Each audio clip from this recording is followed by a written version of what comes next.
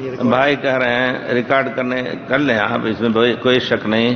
اگر کہتے ہیں کہ آج کل بہت بڑا فتنہ ہے کہ ہر ایک کو مبتدع کہتے ہیں، یعنی بدعتی کہتے ہیں.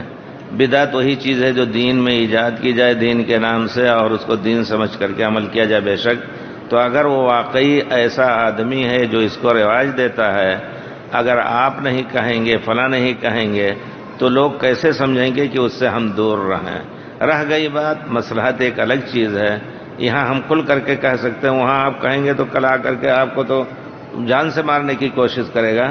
تو ایسے لوگوں کو جن کو کہا جاتا ہے معلوم ہو کہ یہ مبتدع ہے، اس سے مل کر کے اللہ کے واسطے. مشکل یہ ہے کہ لوگ بالکل کٹ ہو جاتے ہیں، چھوئی موئی بالکل دور نہیں. ایسے لوگ جو غلط کار ہیں، غلط لوگ ہیں، جس طرح دو آدمی جھگڑا کر بیٹھے ہم دوڑ کر کے ان سے صلح کریں، اسی طرح ان کو جا کے سمجھانا ہے کہ بھائی دیکھیے یہ چیز غلط ہے، اگر آپ صحیح دین لینا چاہتے ہیں تو یہ حقیقت ہے، اور قرآن اور حدیث کی دلیلیں دے کر کے سمجھایا جائے.